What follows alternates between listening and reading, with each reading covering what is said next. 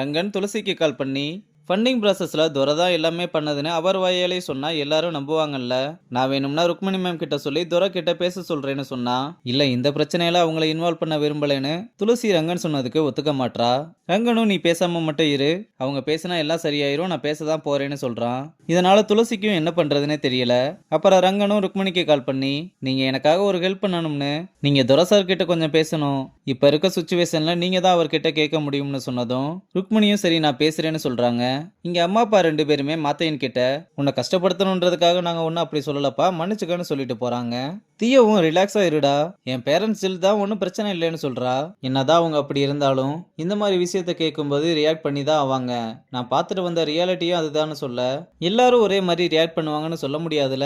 அதுவும் இல்லாம என் பேரண்ட்ஸ் டோட்டலா டிஃப்ரெண்ட்னு அவளோட அம்மா அப்பாவை விட்டு கொடுக்காம பேசுறா. சரி அப்படின்னா நான் இல்லாதப்போ உன் பேரண்ட்ஸ் கிட்ட போய் பேசிப்பாரு, அப்பா அவங்களோட ட்ரூ கலர் என்னன்னு உனக்கு தெரியும்னு சொன்னதும், சரி உனக்காக அவங்க அப்படி இல்லைன்னு நான் நிரூபிச்சு காட்டுறேன்னு சொல்றா.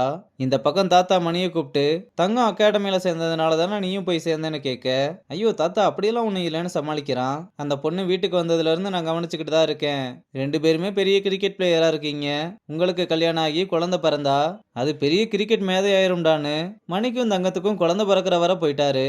இதெல்லாம் மணியும் கேட்டு என்னையா எங்கேயோ போயிட்ட, உன் இமேஜினேஷன்ல கொல்லிய வைக்க ஒழுங்கா மூடிட்டு போய் சுகர் மாத்திரையை போடுன்னு அனுப்பி வைக்கிறான். அப்ப தாத்தாவோட கேங்கும் தங்கத்தை சுத்தி நின்று பேசிக்கிட்டு இருக்கும்போது மணி அவளை கூப்பிட்டு மாட்டி விட்டதுக்கு சாரி சொல்லிட்டு அவளை கூப்பிட்டு எஸ்கேப் ஆகுறான். இங்க ரங்கன் கற்பனையிலே அவங்க அம்மா கிட்ட, நான் கோவப்படாம இருக்கணும்னு தான் நினைக்கிறேன், ஆனா என்னை சுத்தி நடக்கிறதெல்லாம் பார்த்தா என்னால கோவப்படாம இருக்க முடியல. அப்பாவோட கிரிக்கெட் கனவு அவரோட போச்சு, உன்னோட கனவும் என்னால போச்சு, ஆனா பசங்களோட வாழ்க்கையும் அந்த மாதிரி போயிடக்கூடாதுமா, நான் காணாம போன மாதிரி பசங்களும் காணாம போயிடக்கூடாது, நீ என் கூடயே இருமா, எனக்கு அது மட்டும் போதும்னு சொல்றான். இங்க அம்மா தங்கத்தை கூப்பிட்டு, நான் அமைதியா இருக்கேன்னு நீ என்ன வேணாலும் பண்ணலாம்னு நினைக்காத, நீ இன்னும் படிச்சுக்கிட்டு தான் இருக்க, அதை மறந்துடாத, ஒழுக்கமா வாழ்ற வழியை பாருன்னு வான் பண்றாங்க. இதை கேட்டதும் அம்மாவுக்கு எப்படி தெரியும்னு சாக்குல நிக்கிறா. அங்க கட் பண்ணா தியோ அம்மா கிட்டயும் அப்பா கிட்டயும், மாத்தையன் ரொம்ப நல்ல பையன், அவங்க அம்மா அப்பா பண்ண தப்புக்கு அவன் என்ன பண்ணுவான், இதுல அவன் தப்பு எதுவுமே இல்லைன்னு சொல்ல, கண்டிப்பா இதுல அவன் தப்பு எதுவுமே இல்லம்மா, அவன் சைன் ஆகுறதுக்கு என்ன ஹெல்ப் வேணுமோ அதை நாங்க பண்றோம், கண்டிப்பா அவனை எங்க பையன் மாதிரி பாத்துக்கோம்னு சொன்னதும் தியோ ரொம்ப சந்தோஷப்படுறா. ஆனா அப்பதான் அம்மா தலையில இடி இறக்க ஆரம்பிக்கிறாங்க. பெருசா எந்த ப்ராப்ளமும் இல்லாத எங்க கல்யாணத்துக்கு நாங்க 2 பேருமே கிரிக்கெட்டை மறக்க வேண்டியதா இருந்தது, ஆனா அவனோட பிரச்சனையை டீல் பண்ண உன்னால கிரிக்கெட்ல கான்சென்ட்ரேஷன் பண்ண முடியாம போயிரும், அவனோட லைஃபை சரி பண்ண போய் உன்னோட கெரியர் ஸ்பாயில் ஆயிரும்னு சொன்னதும் தியோ ரொம்ப ஹேட் ஆகி, இதை பத்தி நான் உங்ககிட்ட பேசியிருக்கவே கூடாதுன்னு அழுதுகிட்டே போறா.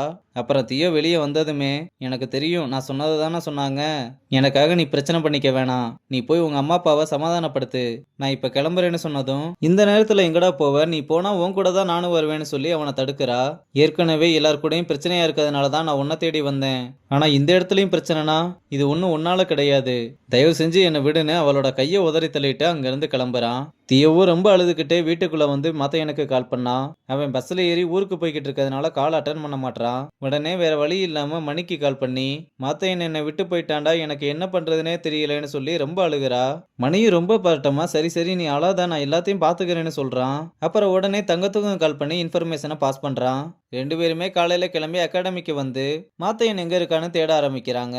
அப்ப தங்கம் மாத்தையனை பார்த்ததும் அவங்க கிட்ட வந்து, சீனியர் நீங்க ஓகே தானேன்னு கேட்க, இந்த பேட் என் கையில இருக்கிற வரைக்கும் நான் எப்பவுமே ஓகே தான், என்னை பார்த்தா என்ன ஓகே இல்லாத மாதிரியா தெரியுதுன்னு கேட்குறான். மணியும் அவங்க அம்மா இறந்தப்போ என்கிட்ட இப்படி தான் சொன்னான், நீங்க இப்ப எப்படி இருக்கீங்களோ அதே மாதிரி தான் அவனும் இருந்தான், நீங்க மணிக்கிட்ட ஒரு தடவை சொன்னீங்க, இங்க யாரும் இல்லைனா கூட நாங்க ஃபேமிலியா இருப்போம்னு சொன்னீங்க, இப்ப அதே தான் நானும் உங்களுக்கு சொல்றேன், நீங்க எதுக்கும் கவலைப்படாதீங்க, எல்லாமே சரியாயிரும்னு சொல்றா. மாத்தையனும் சின்னதா ஸ்மைல் பண்ணிட்டு தியோவை நல்லா பாத்துக்கோன்னு சொல்லி அனுப்புறான். இங்க தியோவும் அழுதுகிட்டே ஓடி வந்து மணியை கட்டி பிடிச்சு, பயமா இருக்குடா, எதுவும் தப்பா போயிடாதுல, அவன் கோவப்படவும் இல்ல அளவும் இல்ல, அவன் என்ன பிளாங்கா ஒரு பார்வை பார்த்தான்டா, அவன் என்னை விட்டு போயிடுவானான்னு ரொம்ப அழுகிறா. என்னை பாரு அழுகாத, மாத்தையனோட லைஃப் எவ்வளோ கஷ்டமா இருந்துச்சுன்னு நமக்கு தெரியும்ல, வெளியே இருந்து பார்க்குற நமக்கே இவ்வளோ கஷ்டமா இருக்கு, அப்ப அவருக்கு எப்படி இருக்கும்னு யோசிச்சு பாரு, கொஞ்சம் டைம் கொடுப்போம் எல்லாமே சரியாயிரும்னு சொன்னான். ஆனா தியோ அதை காதலையே வாங்கிக்காம அவனை கட்டி பிடிச்சு அழுதுகிட்டே இருக்க, மணிக்கு ஒரு கட்டத்துக்கு மேல என்ன சொல்றதுன்னு தெரியாம அவனும் அழுக ஆரம்பிக்கிறான். இதோடவே இந்த எபிசோடையும் முடிச்சிருக்காங்க.